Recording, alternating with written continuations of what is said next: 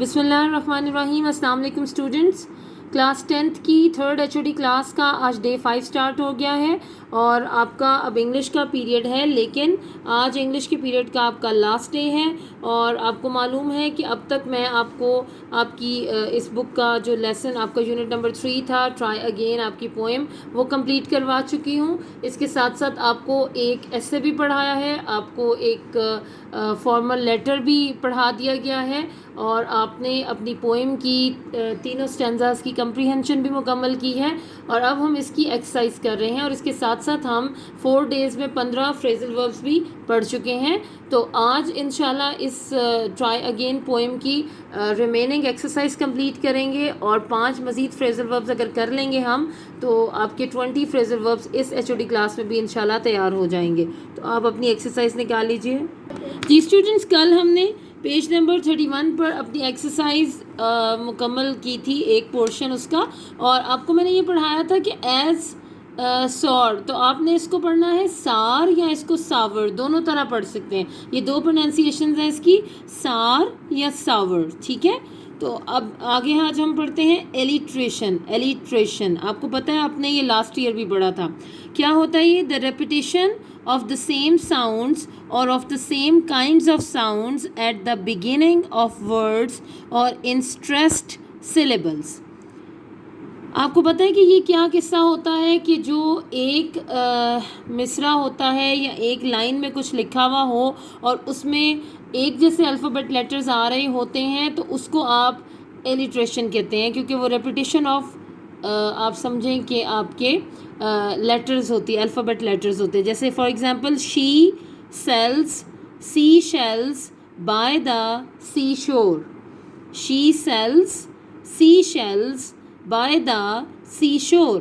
تو شی sells sea shells سی شور، ان سب کو آپ دیکھیں یہ ایس سے سٹارٹ ہو رہا ہے. تو آپ کے سامنے اگر یہ ایگزامپل آئے تو آپ پوچھیں کہ یہ کس چیز کی ایگزامپل ہے، اور ایلیٹریشن بھی آپشن میں موجود ہو تو لازمی آپ اس کو انسرکل کریں گے، کیونکہ یہ ایک ہی دفعہ ایس کی آپ دیکھ رہے ہیں ریپیٹیشن ہو رہی ہے. جی اسٹوڈنٹس، یہ آپ کے پرسنل پروناؤنس کا ایک ٹیبل ہے اور آپ کو میں یہ اس وقت پڑھا نہیں رہی، آپ لاسٹ ایئرز میں یہ پڑھ چکے ہیں. آپ کے یہ جو پروناؤنس ہوتے ہیں، سبجیکٹیو پروناؤنس کیا ہوتے ہیں، آبجیکٹیو پروناؤنس اور پوزیسو پروناؤنس، تو آپ یہ سب اپنی انگلش گرامر میں پڑھ چکے ہیں. اور ایزی اپروچ گرامر میں ان کے مطابق ان کے متعلق ایک پورا کا پورا چیپٹر بھی ہے، آپ چاہیں تو وہ دیکھ بھی سکتے ہیں اور اس کو بھی آپ پڑھیں گے تو آپ کی ریویژن ہو جائے گی. اب اس کے مطابق نیکسٹ پیج پہ موجود ہم ایکسرسائز کرتے ہیں. جی اسٹوڈنٹس، یہ کوشچن ہے fill in the blanks with correct pronouns. there is no need to shout. اور انہوں نے خود جو یہ ایک ایگزامپل پہلے سالو کی ہے اور اس میں ڈیش میں لکھا ہوا ہے I can hear you. اب آپ نے دیکھے خود لگانا ہے you and I work well together. we are a good team. یہاں کیا آئے گا؟ we are a good team. we have got a bit of a problem.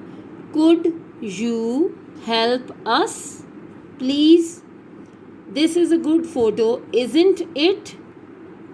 is Samina in there? yes, that's it. look, she is next to Fahad. who did this mowing? mowing کیا ہوتا ہے؟ گھاس کو جو machine کے ذریعے کاٹتے ہیں. I. صرف اتنا سا آنسر ہے I. اس نے پوچھا کہ who did this mowing؟ کس نے یہ گھاس کو کاٹا ہے؟ اور جواب آیا ہے I. فل اسٹاپ ہے. I did it this morning. اگلا ہے is this Ahmed's bag? no, he didn't bring one. it can't belong to him. I am looking for my shoes. have you seen them? yes, they are here. اب آگے دیکھتے ہیں کیا question ہے. select a personal pronoun that agrees with the subject of each sentence. the group has dash meeting here. تو کیا لکھا ہے انہوں نے؟ it's. anyone can get one's name in the news. میں نے چونکہ یہ پہلے ہی اب آپ کے لیے سالو کر دیا ہے اس لیے آپ یہاں سے دیکھ کر لکھ سکتے ہیں. once یعنی کوئی بھی اپنا نام جو ہے وہ خبروں میں لا سکتا ہے. once کے لیے آپ نے apostrophe s لگایا ہے. none of the checks were cashed. they finally expired. My mother and sister took their vacation together. All are welcome. They just need to call for directions to the party. और next page पर देखते हैं अब हम Venus and Mars have their orbits nearer to Earth than to any other planets. The band starts its tour tomorrow night.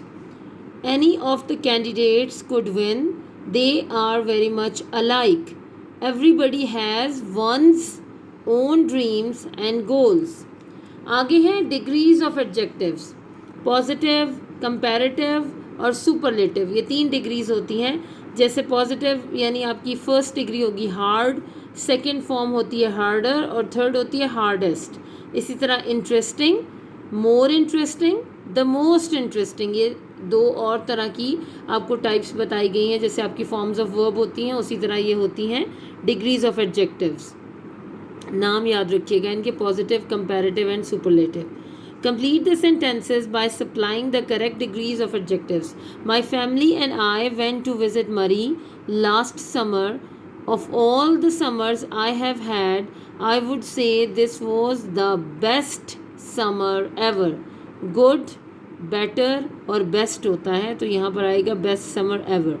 In Marie we enjoyed the horse ride. I rode a horse that ran fast and fast on the hills. इसमें fast ही रहेगा.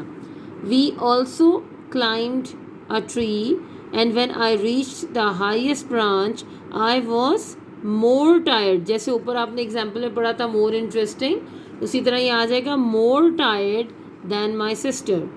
I bought a jacket which was quite, यही आएगा expensive, and my sister chose a sweater because she found it much cheaper to buy. Cheap से क्या हो जाएगा cheaper. Cheap, cheaper, cheapest होता है. After our trip I feel I am the luckiest boy on earth. द है तो third form आएगी लकी और ये लकी की luckiest, luckiest boy on earth. जी स्टूडेंट्स, अब हम नेक्स्ट पेज पे पढ़ेंगे order of adjectives. Where a number of adjectives are used together the order depends on the function of the adjectives. अब ये आपको मुख्तलिफ़ किस्म के एडजेक्टिव्स बताए गए हैं लेकिन ये अकॉर्डिंग टू दीज ऑर्डर्स हमें इन एडजेक्टिव्स को एडजस्ट करना है. जैसे वैल्यू या ओपिनियन आ रही है नंबर 1 पर, फिर साइज़ है, फिर एज या टेम्परेचर थर्ड पे है, फोर्थ पे शेप है, फिफ्थ में कलर है, सिक्स पे ओरिजिन है और सेवन्थ पे मटेरियल. आप जब इसको करेंगे तो आपको प्रैक्टिकली समझ आ जाएगी कि मैं क्या बताना चाह रही हूँ. पहला है फर्स्ट, आप देखिए उन्होंने जो क्वेश्चन पूछा है वो क्या है. क्वेश्चन है arrange the adjectives following the correct order. We saw grey huge a whale in the sea. अब आप इसको कैसे एडजस्ट करेंगे ग्रे, ह्यूज और आ को. We saw a huge grey whale in the sea. अब ये आपने according to the order is in adjectives को इसमें आपने करेक्ट किया और इसमें प्रॉपर करके आपने इनको लिखा. अब अगला देखिए, Babar uses the blue medium rubber ball for basketball practice. अब ब्लू मीडियम रबर को आपने कैसे एडजस्ट करना है. Babar uses the medium blue rubber ball for basketball practice. अब आगे देखते हैं, Mahreen brought few a chocolate dark triangular bars to the birthday party. अब इनको आपने कैसे एडजस्ट करना है. अब मैंने यहाँ लिखा नहीं है, मैंने इनकी नंबरिंग की है. महरीन ब्रॉट नंबर 1 पे आएगा आ, नंबर 2 पे आएगा फ्यू, आ फ्यू, नंबर 3 पे आएगा ट्रायंगुलर, फोर्थ पे आएगा डार्क और फिफ्थ पे आएगा चॉकलेट. तो क्या बन जाएगा, Mahreen brought a few triangular dark chocolate bars to the birthday party. अब अगला देखिए point, The pyramids of Egypt are made out of rock, enormous, rectangular, dash boulders. अब इसमें क्या आएगा.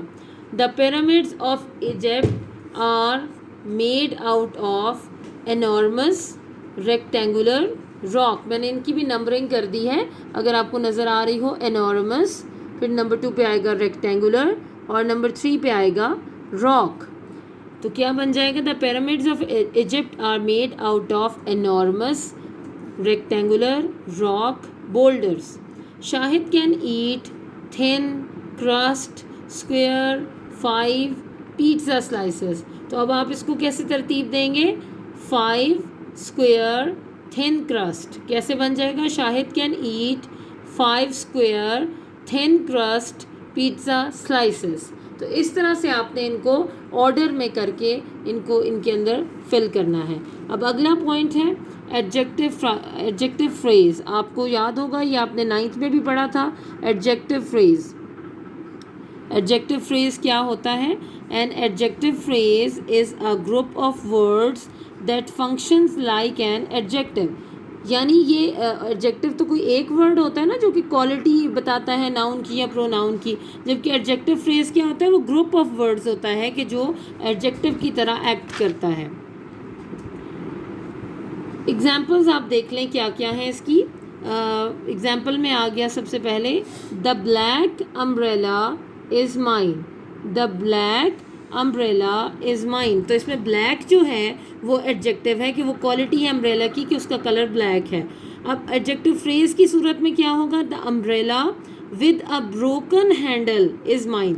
अब ये भी क्वालिटी है उसकी, लेकिन ये वर्ड्स है, ग्रुप ऑफ वर्ड्स है, इसीलिए एडजेक्टिव फ्रेज होगा with a broken handle is mine. In example A, the adjective black describes the umbrella. In example B, the adjective phrase with a broken handle describes the umbrella. It does the work of an adjective. आप मेरी बात समझ गए होंगे. Adjective आप जानते हैं कि खूबी को कहते हैं, क्वालिटी को कहते हैं किसी भी नाउन की या प्रोनाउन की. तो अम्ब्रेला की यहाँ पर क्वालिटी ब्लैक है, जबकि आपने अगर इसको एडजेक्टिव फ्रेज की सूरत में बताना है तो फिर आपने ज़्यादा वर्ड्स में बताया विद अ ब्रोकन हैंडल. तो इस तरह से ये आपका एडजेक्टिव फ्रेज बन गया. जी स्टूडेंट्स, अब नेक्स्ट पेज पे देखिए, pick out the adjective phrase in each sentence. अब हमने इसमें बताना है कि एडजेक्टिव फ्रेज क्या है. He bore a banner with a strange device. तो विद अ स्ट्रेंज डिवाइस आपकी एडजेक्टिव फ्रेज है. The principal of this school is on leave. अब ये ऑन लीव इस वक्त, वो बाकी सारी बात तो आप देखिए इसमें भी आपको समझ आ रही होगी. Bore a banner with a strange device. With a strange device एक उसकी क्वालिटी को बयान कर रहा है. The principal of the school is on leave, कि प्रिंसिपल जो है वो ऑन लीव है इस वक्त. उनकी ये वाली एडजेक्टिव या उनकी क्वालिटी या उनके बारे में कोई इन्फॉर्मेशन दी जा रही है. आगे है द डिसीजन ऑफ द जजेस इज़ फाइनल. क्या चीज़ है, डिसीजन ऑफ द जजेस. The tops of the mountains were covered with snow. अब tops of mountains तो सबकी होती हैं, लेकिन covered with snow जो है वो उनकी क्वालिटी को बता रहा है. The runner in the rear did not qualify. अब in the rear जो है इसके अंदर वो आपकी एडजेक्टिव फ्रेज है, और इसका मतलब ये है कि वो रनर जो रेस में सबसे पीछे है, बैक पे है, did not qualify, वो क्वालिफाई नहीं कर सका. आगे देखते हैं future indefinite tense. Put in will और बी गोइंग टू. जी स्टूडेंट्स, आपको सर निसार ने आपको इंग्लिश ग्रामर के शॉर्ट वीडियोस आपको भिजवाई हैं. उसकी वजह से आपकी ग्रामर पोर्शन की भी रिवीजन हो रही होगी. और अगर अभी तक आप में से कुछ स्टूडेंट्स ने वो वीडियोस नहीं देखी तो काइंडली वो भी आप अपने कोऑर्डिनेटर से रब्ता कीजिए, और आप वो इंग्लिश ग्रामर की जो शॉर्ट 5 मिनट्स की वीडियोस हैं वो, और बहुत ही शॉर्ट हैं, बड़ी इन्फॉर्मेटिव हैं, उनसे आपको इन वर्ब टेंसेस को समझने में बहुत मदद मिलेगी. मैं आपको सजेस्ट करूँगी कि आप वो ज़रूर सुनिए ताकि फिर आपके भी कॉन्सेप्ट्स और ज़्यादा क्लियर हों. अब आपने इनमें विल या बी गोइंग टू या am going to, are going to इनमें ऐड करना है. We don't have any bread. I know I am going to get some from the shop. We don't have any bread really. I'm going to get some from the shop then. Why do you need to borrow any suitcase? I will visit my mother in Multan next month. मैं यहाँ पर shall भी add करना चाह रही थी और मैंने किया भी था, लेकिन फिर मैंने निकाल दिया क्योंकि बाज़ स्टूडेंट्स ये समझते हैं कि आई और वी के साथ अगर shall ना लगाएं तो गलत हो जाता है. बाज़ औक़ात वाकई इसको इंग्लिश की गलती भी समझा जाता है, लेकिन अगर आप विल भी लगा देंगे तो गलत नहीं होगा. तो लेकिन फिर भी आप चाहें तो आई के साथ शैल भी लगा सकते हैं. शैल SHALL. تو یہاں پر آئے گا I will visit my mother in Multan next month. I am really cold. I am going to turn the heater on. Are you going to Jamshed's wedding tonight? Yes. Are you going to? I will give you a lift. اب یہاں پر بھی آپ دیکھ لیں اگر shell لگانا ہے. Are you busy today? Would you like to have coffee? Sorry, I will go to the library. I have been planning to study all day. Why are you carrying a hammer? I am going to put up some pictures. تو students یہاں تک آپ کی exercise complete ہو گئی ہے. میں آپ کو نیکسٹ پیج پہ بھی دکھا دیتی ہوں. نیکسٹ پیج پر آپ کی کچھ اورل کمیونیکیشنز ہیں. آپ کچھ جب کلاس میں آئیں گے تو ان کو ہم ڈسکس کریں گے. اس کے علاوہ ایک یہ summary of the poem try again ہے اور ایک پیراگراف ہے ہارڈ ورک از دا کی ٹو سکسیس. تو پیراگراف کے متعلق آئی ایم ناٹ شیور کہ آپ کے پیپرز میں آتا ہے, لیکن یہ کوسچن کی صورت میں آ سکتا ہے. تو آپ کو کلاس روم میں آنے کے بعد اس کو انشاءاللہ نوٹ کروا دیا جائے گا. تو آج کے دن میں آپ نے اپنی ایکسرسائز کو کمپلیٹ کر لیا اور آپ کو میں اس کے علاوہ اب آپ کے جو ریمیننگ آج 5 فریزل وربز ہیں وہ کرواتی ہوں. جی اسٹوڈنٹس, آج ہمارے جو 5 فریزل وربز ہیں وہ 41 سے 45 تک ہیں. پہلا ہے فل ان, پر کرنا. Fill in this form please. Fire at, گولی چلانا. Don't fire at the birds. یہ دیکھیے انہوں نے ڈونٹ کا یہ جو یہاں ہے یہ نہیں ہوتا, کاما اوپر ہی آئے گا. آپ اس کو ٹھیک کر لیجئے. ڈو ناٹ کو اصل میں یہ چھوٹا کر کے لکھا ہوا ہے, تو ڈی او اور این کے بعد یہ اپوسٹرافی آئے گی اور پھر ٹی آئے گا. Don't fire at the birds.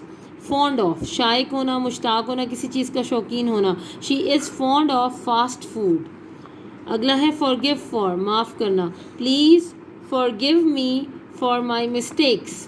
اور لاسٹ ہے فل آف, بھرا ہونا. The tank is full of water. تو آپ کی اس 3rd HOD کلاس تک آپ دیکھ رہے ہیں کہ 45 آپ کے فریزل وربز تیار ہو گئے ہیں اور آپ کو ان کو ساتھ ساتھ یاد کرتے رہنا چاہیے کیونکہ یہ کافی زیادہ کنفیوز بھی کرتے ہیں بعض اسٹوڈنٹس کو. اگر آپ ساتھ ساتھ یاد کرتے جائیں گے تو انشاءاللہ آپ کو ڈیفیکلٹی نہیں ہوگی. میں آپ کو ایک بار پھر سجیسٹ کروں گی کہ آپ اپنے کوآرڈینیٹر سے رابطہ کیجیے اور جو سر نثار نے انگلش گرامر کے 5 منٹس کی کچھ ویڈیوز بنائی ہیں وہ آپ ضرور دیکھیے, ان کا لنک حاصل کیجیے اور ان کو اچھی طرح سے دیکھنے کے بعد انشاءاللہ آپ کے بہت سے کانسیپٹس اور زیادہ کلیئر ہوں گے. Thank you. السلام علیکم اسٹوڈنٹس. آج آپ کی 3rd HOD کا ڈے 10 ہے, یعنی آخری دن ہے, اور آج ہم جو ہے آپ کی جو نظم ہم پڑھ رہے تھے اس کی مشق کریں گے. جی, مشقی سوالات کے جوابات ہیں اسٹوڈنٹس. سب سے پہلے میر انیس نے پہلے بند میں زبان کو کس چیز سے تشبیہ دی ہے؟ اس کا جواب ہے شاعر نے کہا کہ کہیں میری زبان شمع کی طرح جلنے نہ لگے, اس طرح شاعر نے زبان کو شمع سے تشبیہ دی ہے. دوسرے بند میں نہر کے لب سے کیا مراد ہے؟ دوسرے بند میں نہر کے لب سے مراد نہر کے دونوں کنارے ہیں. جس طرح انسان کے لب ہوتے ہیں اسی طرح نہر کے دونوں کناروں کو اس کے لبوں سے تشبیہ دی ہے. شاعر کے بیان کے مطابق دریا فرات کے پانی پر دھوپ کا کیا اثر ہوا؟ جواب ہے شاعر گرمی کی شدت کو بیان کرتے ہوئے مبالغہ آرائی کی حدوں کو چھو رہا ہے. بقول شاعر دھوپ کی وجہ سے دریا فرات کا پانی ایسا محسوس ہو رہا تھا جیسے اسے تیز آگ پر رکھ دیا ہو اور یہ ابلنے لگے. اگلا ہے شاعری میں میر انیس کی وجہ شہرت کیا ہے؟ جواب ہے شاعری میں میر انیس کی وجہ شہرت ان کی مرثیہ گوئی ہے. سوال نمبر 5 ہے حیت کے اعتبار سے اس نظم یعنی میدان کربلا میں گرمی کی شدت کو کیا کہیں گے؟ حیت کے اعتبار سے یہ نظم مسدس ہے. مسدس ایسی نظم کو کہتے ہیں جس کے ہر بند میں 6 مصرے ہوں. مسدس کے پہلے 4 مصرے ہم قافیہ ہوتے ہیں اور آخری 2 مصرے بھی ہم قافیہ ہوتے ہیں. اگلا سوال ہے میدان کربلا میں گرمی کی شدت میں جن جانوروں کا ذکر آیا ہے ان کے ناموں کی فہرست تیار کیجیے. اس نظم میں درج ذیل جانوروں کے نام آئے ہیں مچھلی, آہو یعنی ہرن, چیتا, شیر اور نہنگ یعنی مگرمچھ. مندرجہ ذیل محاورات اور تراکیب کو جملوں میں اس طرح استعمال کریں کہ ان کا مفہوم واضح ہو جائے. پہلے ہے مثل شمع, زندگی مثل شمع دھیرے دھیرے پگھل رہی ہے. الاما, آج کل کی مہنگائی الامان الحفیظ بہت ہی زیادہ ہے. تاب و تب, اس موتی کی تاب و تب دیکھنے سے تعلق رکھتی ہے. چشمہ حیات, قحط کے دنوں میں گدلا پانی بھی پودوں کے لیے چشمہ حیات سے کم نہیں. برگ و بار, باہر کے موسم میں ہر برگ و بار کھل اٹھتا ہے. مدکوک, میں نے ریلوے اسٹیشن پر ایک مدکوک بوڑھے شخص کو پریشان حال دیکھا. मुस्तरब पर्चा सही ना होने की वजह से सिदरा बहुत मुस्तरब थी। शरर फिशां शब बरात के मौसम पर सलमान ने शरर फिशां आतिशबाजी चलाई। मकदर धुंध की वजह से कार का शीशा बहुत मकदर हो रहा था। सरगर्मियाँ छुट्टियों में तुम्हारी क्या सरगर्मियाँ होती हैं। इसके बाद हमने अभी चूँकि पिछली दफ़ा तशबीह पढ़ी है, अब इस्तारा है। इस्तारा के लगवी माना उधार लेने के हैं और इल्म बयान की रूह से इस्तिलाह में किसी चीज़ के मानी रियायतन या मुस्तार लेकर किसी दूसरी चीज़ के लिए इस्तेमाल करना इस्तारा कहलाता है। मसलन माँ कहती है मेरा चाँद आया है।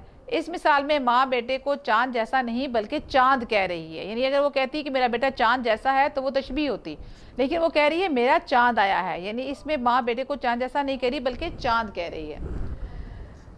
इस्तारा के 3 अरकान होते हैं। मुस्तार लहू होते हैं, मुस्तार मिना होता है और वजह जामे होता है। मुस्तार लहू वो शख्स या चीज़ जिसके लिए कोई लफ्ज़ मुस्तार लिया जाए, जैसे कि वो कहती है ना बेटा जो है, माँ कहती है कि मेरा बेटा चाँद है, तो बेटा जो है मुस्तार लहू है। इस्तारे में मुस्तार लहू का जिक्र नहीं होता, इसकी जगह मुस्तार मिना आता है।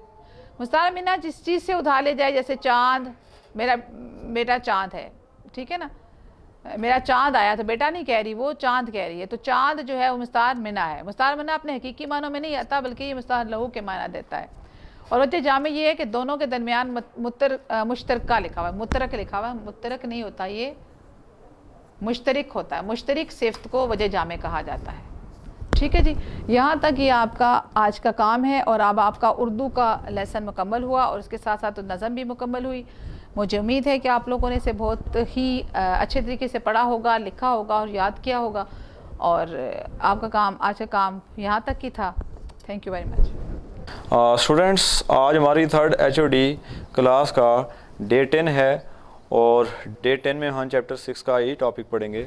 स्टूडेंट्स, अपनी बुक का पेज नंबर 94 निकाल लें और पेज 94 के ऊपर लिखा हुआ है इंसानी सरगर्मियों का आब व हवा में खलल, यानी कि इंसानी सरगर्मियाँ जो हैं वो आब व हवा में किस तरह जो है वो दखल अंदाजी कर रही हैं और आब व हवा जो है वो हमारी किस तरह असर अंदाज जो है वो हो रही है हमारी सरगर्मियाँ आब व हवा पर। तो इसमें वो लिखता है कि आब व हवा किसी खिते में तवील वक्त तक रहने वाले मौसमी कवाइफ की औसत कैफियत का नाम है। किसी खिते की औसत आब व हवा तकरीबन यकसां रहती है। ये गर्म, सर्द और खुश्क वगैरह हो सकती है। सनती इनकलाब के बाद से आलमी आब व हवा में तब्दीली का रुझान देखा गया है जो बदतरीज बढ़ रहा है। कुदरत ने इस अमर का एहतमाम किया होता है कि किसी खिते की आब व हवा मुतय्यन करने वाले अवामिल में एक ख़ास तवाज़ुन बरकरार रहे, मगर इंसानी सरगर्मियों ने गोवा आलमी आब व हवा के मुस्तहकम निज़ाम में खलल डालने का ऐद कर लिया है। फ़ज़ा में कार्बन डाइऑक्साइड के इर्तिकाज़ में बदतरीज और मुसलसल इजाफ़ा हो रहा है। इसकी बड़ी वजह गाड़ियों में मादनी ईंधन का दिन रात जलना है। ख़तरा है कि आने वाले सालों में फ़ज़ा में कार्बन डाइऑक्साइड गैस का तनासुब 2 गुना हो जाएगा। इससे आलमी दर्जा हरारत में इजाफ़ा होगा और यूँ ग्लेशियरों और आइसबर्ग के पिघलने के इम्कानात पैदा हो जाएंगे। इंसानी सरगर्मियों के ज़रिए एक और ख़तरनाक गैस फ़ज़ा में शामिल की जा रही है, ये सल्फ़र डाइऑक्साइड है। यानी कि स्टूडेंट्स, अभी जो हमने ग्रीन हाउस इफेक्ट पढ़ा था लास्ट डे, तो उसमें हमने यही बात की थी कि जो इंसानी सरगर्मियां हैं वो आब व हवा को आलूदा कर रही हैं और आब व हवा में दखल अंदाजी कर रही हैं और हमारा जो फ़ज़ा है उसका जो टेम्परेचर है वो काफ़ी तब्दील हो रहा है। तो इसमें यही बात आपको बता रहा है कि जो इंसानी सरगर्मियां हैं, यानी कि जब सनती इनकलाब रोनमा हुआ और सनती इनकलाब पैदा हुआ तो ये जो हमारी आब व हवा है इसको काफ़ी जो है वो नुकसान पहुँचा। तो इसमें वो आपको बता रहा है यहाँ से आगे कि सल्फ़र डाइऑक्साइड भी जो है वो हमारी फ़ज़ा को जो है वो आलूदा कर रही है। ये गैस जब फ़ज़ा में मौजूद ऑक्सीजन के सालमों और आबी बखरात से अमल करती है तो गंधक के तेज़ाब यानी सल्फ्यूरिक एसिड के छोटे छोटे कतरे वजूद में आते हैं। बारिश के साथ ये कतरे ज़मीन में पर तेज़ाबी बारिश का बाइस बनते हैं। इसका इमारतों पर सख्त नुकसानदा असर होता है और ज़मीन की तेज़ाबियत में इजाफ़ा होने पर इसकी ज़रख़ेज़ी ख़त्म हो जाती है। इसके अलावा इससे झीलों के पानी में सल्फ़र डाइऑक्साइड की सतह बुलंद होती है तो वहाँ की आबी हयात के लिए ज़हर साबित होती है। बज़ाहिर इंसान एयर कंडीशनर्स और रेफ्रिजरेटर बनाकर अपनी ज़िंदगी की सहूलियात में इजाफ़ा कर रहा है। इन मशीनों में क्लोरोफ्लोरोकार्बन मुरक्बात इस्तेमाल होते हैं। ये इन मशीनों से खारिज होकर फ़ज़ा में पहुँचते हैं तो ओज़ोन की हिफाज़ती तह को नुकसान पहुँचाते हैं। یہی وجہ ہے کہ اوزون کی تہ روز بروز پتلی ہوتی جا رہی ہے اور سورج کی نقصان دہ بلائے بنفشی شعاؤں کو زمین تک پہنچنے سے روکنے میں پوری طرح کامیاب نہیں ہو پاتی۔ اس سے فصلوں، پودوں اور درختوں کو نقصان پہنچتا ہے اور اس طرح غذائی زنجیر میں خلل پڑتا ہے جو زمین پر ہر طرح کی زندگی کی بنیاد ہے۔ تو اسٹوڈنٹس، یہ وہ بڑی اہم باتیں ہیں جس میں وہ آپ کو بتا رہا ہے کہ انسان نے وقت کے ساتھ ساتھ ترقی تو کی ہے، ایئر کنڈیشنز، ریفریجریٹر اور انڈسٹریز وغیرہ تو بنا لی ہیں، لیکن یہ چیزیں جہاں تک ہمیں فائدہ دے رہی ہیں اس کے ساتھ ساتھ یہ نیگیٹو پہلو بھی ہے ان کا، ہمارے جو ہے وہ آب و ہوا کے اوپر یہ منفی اثرات بھی ڈال رہی ہیں۔ تو اس طرح ان کو کنٹرول کرنا چاہیے اور فضا کو آلودہ ہونے سے بچانا چاہیے۔ تو اسٹوڈنٹس، 3rd HOD کلاس کا جو سلیبس ہے ہمارا جنرل سائنس کا، وہ بھی ہمارا آج مکمل ہوتا ہے۔ میں امید کرتا ہوں کہ آپ یہ سارا کام بڑے اچھے طریقے سے پڑھیں گے، یاد کریں گے اور اس کے نوٹس بھی بنائیں گے، اور اس کے بارے میں اگر کوئی سوال ہو، کوئی مسئلہ ہو تو آپ اپنے کوآرڈینیٹر کے نمبر پر کال کر کے پوچھ سکتے ہیں۔ Thank you very much.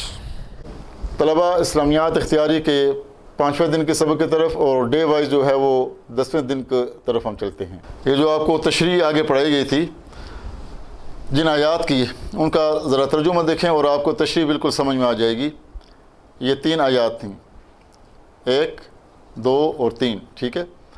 مثل الذین، ان لوگوں کی مثال، ینفقون، جو خرچ کرتے ہیں، اموالہم، اپنے مال کو، فی سبیل اللہ، اللہ کے راستے میں، کمثل حبۃ، ایک دانے کی طرح ہے، انبتت 7 سنابل، جس کو بونے کے بعد اس کے 7 بالیاں نکلتی ہیں، فی کل سنبلۃ 100 حبہ، اور ہر خوشے سے 100 دانہ نکلتا ہے، حبۃ دانہ، 100، اور ہر بالی سے جو ہے وہ 100 دانہ نکلتا ہے۔ واللہ یضاعف لمن یشاء، اگر اللہ چاہیں تو اس میں اضافہ بھی کر سکتے ہیں، واللہ واسع علیم، اور اللہ وسعت والا، جاننے والا ہے۔ الذین ینفقون اموالہم فی سبیل اللہ، وہ لوگ جو اپنے مال کو اللہ کے راستے میں خرچ کرتے ہیں، ثم لا یتبعون ما انفقوا منا ولا اذى، پھر وہ نہ تو خرچ کرنے کے بعد کوئی احسان جتلاتے ہیں اور نہ ہی دل آزاری کرتے ہیں، لہم اجرہم عند ربہم، تو ایسے لوگوں کے لیے اپنے رب کے پاس اجر ہے، ولا خوف علیہم ولا هم یحزنون، نہ ان کو کوئی خوف ہوگا اور نہ وہ غمگین ہوں گے۔ قول معروف ومغفرۃ خیر، خوش کلامی اور درگزر، معروف خوش کلامی، مغفرۃ درگزر۔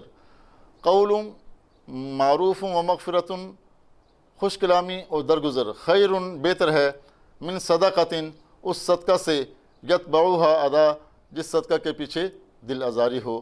تو طلبہ، اس سبق کو اچھے طریقے سے یاد کر لینا تاکہ امتحان کے وقت آپ کو اس کو اچھے طریقے کے ساتھ ذہن نشین کر سکیں۔ الرحمن الرحیم، السلام علیکم اسٹوڈنٹس۔ کلاس 10th کی 3rd HOD کلاس کا آج ڈے 10 سٹارٹ ہو گیا ہے اور اس 3rd HOD کلاس کا آج آپ کا لاسٹ ڈے ہے اور اب آپ کا مطالعہ پاکستان کا پیریڈ ہے۔ آج انشاءاللہ ہم اپنا چیپٹر نمبر 1 مکمل کر لیں گے۔ جی اسٹوڈنٹس، آج پیج نمبر 28 پر ہمارا ٹاپک ہے جنرل مشرف کا روشن خیالی کا نظریہ، general Musharraf concept of enlightenment. General Pervez Musharraf نے اقتدار میں آنے کے بعد روشن خیالی کا نظریہ پیش کیا جو کہ مصطفیٰ کمال اتا ترک کے نظریات سے متاثر ہو کر اپنایا گیا تھا۔ اس نظریے کے تحت انہوں نے تعلیمی نصاب میں کچھ تبدیلیاں متعارف کرائیں مگر علماء کرام نے اس کی مخالفت کی، اخبارات اور رسائل پر پابندی ہٹائی جس کی وجہ سے بہت سے نجی ٹیلی ویژن چینل متعارف ہوئے۔ پاکستان کی تاریخ میں پہلی بار ایک خاتون ڈاکٹر شمشاد اختر کو اسٹیٹ بینک آف پاکستان کا گورنر بنایا گیا۔ یہ بڑی امپورٹنٹ بات ہے، آپ کو آبجیکٹو کے پوائنٹ آف ویو سے بھی پتہ ہونی چاہیے۔ حکومت نے ایئر فورس میں پہلی بار فلائنگ فائٹر کی حیثیت سے خواتین کو شامل کیا۔ قومی اور صوبائی اسمبلیوں میں خواتین کی مخصوص نشستوں کے علاوہ ان کو جنرل نشستوں پر بھی انتخاب لڑنے کی اجازت دی گئی۔ خواتین کو بینکوں سے آسان شرائط پر بغیر کسی ضمانت کے چھوٹے قرضے دیے گئے۔ صوبہ پنجاب میں اہم شاہراہات پر خواتین کو ٹریفک وارڈن بھرتی کیا گیا۔ فوج میں خواتین کے لیے براہ راست کمیشن رکھا گیا۔ مشرف کے دور حکومت میں نجکاری اور صنعتوں کا قیام، privatisation and industrialisation during the Musharraf era. General Musharraf ने जनरल परवेज़ मुशर्रफ से पहले भी बेनज़ीर भुट्टो और मियां नवाज शरीफ के अदवार हुकूमत में निजकारी का अमल होता रहा, जिसका मकसद गुर्बत का खात्मा और बैरूनी कर्ज़ों की अदायगी था। मुशर्रफ शौकत अजीज़ दौरे हुकूमत में निजकारी को गैर मुल्की कर्ज़ों की अदायगी और समाजी बहबूद पर खर्च किया गया। दिसंबर 2004 में हबीब बैंक को सिर्फ 22 बिलियन रुपए में बेच दिया गया और UBL को सिर्फ 13 बिलियन रुपए में बेच दिया गया। निजकारी कमीशन ने PTCL के 26% हिस्से दुबई की एक कंपनी इत्तिसालात के हाथों फरोख्त कर दिए। मीरपुर मिथेलू की पाक सऊदी फर्टिलाइज़र को सिर्फ 8 बिलियन रुपए के एवज़ फरोख्त कर दिया गया। मुल्तान की पाक अरब फर्टिलाइज़र को 13 बिलियन रुपए में बेच दिया गया। सबसे बड़ी सरकारी फैक्ट्री पाक अमेरिकन फर्टिलाइज़र को सिर्फ 16 बिलियन रुपए में बेच दिया गया। मुशर्रफ शौकत अजीज़ दौरे हुकूमत ने निजकारी से $2.5 बिलियन सिर्फ एक साल के अरसे में कमाए। नई सनतों का क़याम। मुशर्रफ दौरे हुकूमत में मुल्क में कई नई सनतें भी कायम की गईं, जिनमें मोटर गाड़ियों की तैयारी की सनत, मोटरसाइकिल बनाने की सनत, चीनी बनाने की सनत, केमिकल की सनतें, बुनियादी ज़रूरियात का सामान बनाने की सनतें, सामान बराए बिजली की सनतें, सीमेंट की सनत और फौलाद साजी की सनत काबिल ज़िक्र हैं। निजकारी के असरात, इम्पैक्ट्स ऑफ प्राइवेटाइजेशन। मस्बत असरात यानी पॉजिटिव इम्पैक्ट्स क्या थे पहले वो बताए हैं। निजकारी से हुकूमत की आमदनी में इजाफा होता है, हुकूमत पर इदारों को चलाने का बोझ कम या ख़त्म हो जाता है, निजी शोबे की हौसला अफजाई होती है और मुल्क में सरमायाकारी में इजाफा होता है। कारखानों में बेहतरीन अशिया बनती हैं और मुलाजमीन के काम करने की इस्तेदाद में इजाफा होता है। मनफी असरात यानी नेगेटिव इम्पैक्ट्स। निजकारी से बेरोज़गारी में इजाफा होता है, मुलाजमीन अपनी मुलाजमतों से हाथ धो बैठते हैं, इससे मुल्की सरमाए में कमी और ज़ाती सरमाए में इजाफा होता है, इससे अशिया की कीमतों में इजाफा होता है। निजकारी से बाकी रह जाने वाले मुलाजमीन में बेइत्मीनानी और अदम तहफ़्फ़ुज़ का एहसास पाया जाता है। परवेज़ मुशर्रफ और शौकत अजीज़ की मुतारफ़ करदा इक़्तिसादी इस्लाहात। Economic reforms introduced by Pervez Musharraf and Shaukat Aziz. GDP में इजाफ़ा और नई सनतों का क़याम। परवेज़ मुशर्रफ और शौकत अजीज़ ने GDP में इजाफे पर खसूसी तवज्जो दी। इसमें 7% इजाफा हुआ, इक़्तिसादी पॉलिसियाँ बनाई और मुल्क में नई सनतें कायम की। नंबर 2 है सरमायाकारी की तरगीब। बैरून मुल्क मुकीम पाकिस्तानियों को तरगीब दी गई कि वो अपने मुल्क में मुख्तलिफ शोबों में सरमायाकारी करें ताकि मुल्क तरक्की की शाहराह पर गामजन हो सके। उन्होंने गैर मुल्की सरमायादारों को भी पाकिस्तान में सरमायाकारी की तरकीब दी। इस तरह सरमायाकारी में 22% इजाफा हुआ। मुल्की खसारे में कमी। परवेज़ मुशर्रफ और शौकत अजीज़ दौर से पहले मुल्की खसारा 7% था, जिसे कम करके 4.5% तक लाया गया। गुर्बत को 32% के ख़त से 20% तक लाने के लिए उन्होंने मस्बत इक़दामात किए। तवानाई का हसूल। बिजली की मुसलसल फराहमी के लिए और तवानाई के हसूल के लिए हाइडल पावर पैदावार और थर्मल प्लांट्स को गैस और कोयले के प्लांट्स में तब्दील करने का मंसूबा बनाया गया। तो स्टूडेंट्स, यहाँ तक आपकी डे 10 पर आज इस चैप्टर की रीडिंग कंप्लीट हो गई है। अब हम इससे रेलेवेंट कुछ क्वेश्चंस करके इस एक्सरसाइज को भी मुकम्मल करते हैं। ये स्टूडेंट्स, एक हमारा ये शॉर्ट क्वेश्चन है आज के दिन में। मुशर्रफ दौरे हुकूमत में ख़वातीन के लिए किए गए 2 इक़दामात लिखें। एक और हमारा शॉर्ट क्वेश्चन है, हबीब बैंक और UBL की निजकारी कितने रुपयों में की गई। और लास्ट में हम अपना कल वाले टॉपिक से रेलेवेंट ये पढ़ेंगे, दर्जल उन्वानात पर जामे नोट लिखें। तहसील कौंसिल, तहसील इंतज़ामिया, तहसील नाज़िम व नायब नाज़िम। जी स्टूडेंट्स, आज पहला सवाल अभी पहले पढ़ते हैं। मुशर्रफ दौर में ख़वातीन के लिए किए गए 2 इक़दामात लिखें। फ़ौज में ख़वातीन के लिए, करेक्ट कर लीजिएगा, फ़ौज में ख़वातीन के लिए बराह रास्त कमीशन रखा गया। और दूसरा है, ख़वातीन को बैंकों से आसान शराइत पर बगैर किसी ज़मानत के छोटे कर्ज़े दिए गए। और भी बहुत से काम किए गए थे, अभी हमने ये टॉपिक पढ़ा भी था। अगर आप कुछ और लिखना चाहें तो आप कोई और 2 इक़दामात भी लिख सकते हैं। नोट से मैंने आपको पढ़ा दिया है। अब अगला क्वेश्चन का आंसर पढ़ते हैं। जी, हमारा दूसरा शॉर्ट क्वेश्चन है, हबीब बैंक और UBL की निजकारी कितने रुपयों में की गई। दिसंबर 2004 में हबीब बैंक को सिर्फ 22 बिलियन रुपए में बेच दिया गया और UBL को सिर्फ 13 बिलियन रुपए में बेच दिया गया। जी स्टूडेंट्स, ये हमारा आज का लॉन्ग क्वेश्चन है। दर्जल उन्वानात पर जामे नोट लिखें। तहसील कौंसिल, तहसील इंतज़ामिया, तहसील नाज़िम व नायब नाज़िम। तहसील हुकूमत में नाज़िम, नायब नाज़िम, तहसील या टाउन इंतज़ामिया शामिल होते हैं। तहसील कौंसिल मुतलका तहसील या टाउन की तमाम यूनियन कौंसिलों के नायब नाज़िम बालिहाज़ ओहदा तहसील या टाउन कौंसिल के मेंबरान होते हैं। और तहसील या टाउन का नायब नाज़िम उसका सरबराह नायब नाज़िम तहसील टाउन कौंसिल के इजलासों की सदारत करता है। तहसील या टाउन में वही इख्तियारात हासिल होते हैं जो तहसील या टाउन जी स्टूडेंट्स, यहाँ पे ये गलती थी, तहसील या टाउन में नहीं को होगा। तहसील या टाउन को वही इख्तियारात हासिल होते हैं जो ज़िला कौंसिल को ज़िला में होते हैं होना चाहिए, यहाँ होते हैं। तहसील इंतज़ामिया तहसील या टाउन इंतज़ामिया तहसील म्यूनसिपल ऑफिसर TMO और 4 तहसील ऑफिसरों पर मुश्तमिल होती है जो कि मंदरजा झैल शोबों के हवाले से मामलात की निगरानी करते हैं। म्यूनसिपल की ज़मीन और जायदाद का इंतज़ाम करना और म्यूनसिपल कवानीन को लागू करना, पानी, सीवरेज, सफाई, सड़कों पर रोशनी का बंदोबस्त वगैरह करना, देही मनसूबाबंदी, ज़मीनों का इस्तेमाल और सरकारी इमारात का बंदोबस्त करना, बजट, मालियात और अकाउंट्स वगैरह का बंदोबस्त करना। नाज़िम व नायब नाज़िम को मुतलका तहसील या टाउन के कौंसलर 4 साल के लिए मुंतखब करते हैं। इसी तरह नायब नाज़िम को तहसील या टाउन कौंसिल के अरकान मुंतखब करते हैं। उनकी तालीमी काबिलियत कम अज़ कम मैट्रिक होती है। नाज़िम तहसील या टाउन हुकूमत का सरबराह होता है और नायब नाज़िम तहसील कौंसिल का। और लास्ट लाइन है इख्तियारात। नाज़िम को अपनी तहसील में वही इख्तियारात हासिल होते हैं जो ज़िले में नाज़िम को हासिल होते हैं, यानी वो तहसील में तमाम इंतज़ामी, ठीक करके लिख दीजिए, इंतज़ामी इख्तियारात का मालिक होता है। तो स्टूडेंट्स, यहाँ तक आपका जो हमारा एक लॉन्ग क्वेश्चन बाकी रहता था वो भी कंप्लीट हो गया है। अब आपका चैप्टर नंबर 1 मुकम्मल हो गया है और इसके तमाम शॉर्ट और लॉन्ग क्वेश्चंस भी हम कर चुके हैं, जबकि इसकी एक्सरसाइज में अभी हमारा कुछ ये ऑब्जेक्टिव टाइप पोर्शन रहता है। मैं आपसे रिक्वेस्ट करूँगी कि आप ये पोर्शन खुद इसको सॉल्व कीजिएगा, क्योंकि हम सारा चैप्टर जो है वो रीड कर चुके हैं। ये मल्टीपल चॉइस क्वेश्चंस हैं। इसके अलावा आपको मज़ीद जो इसमें कोई अगर मुश्किल आ रही हो तो आप पूछ सकते हैं, जब हम क्लास में इंशाल्लाह पढ़ेंगे तो उसमें भी आप इसमें अगर कोई आपको कन्फ्यूजन रह गया होगा तो वो मुकम्मल हो जाएगा। तो इस तरह आपका चैप्टर नंबर 1 आज last day of your 3rd HOD class complete हो गया।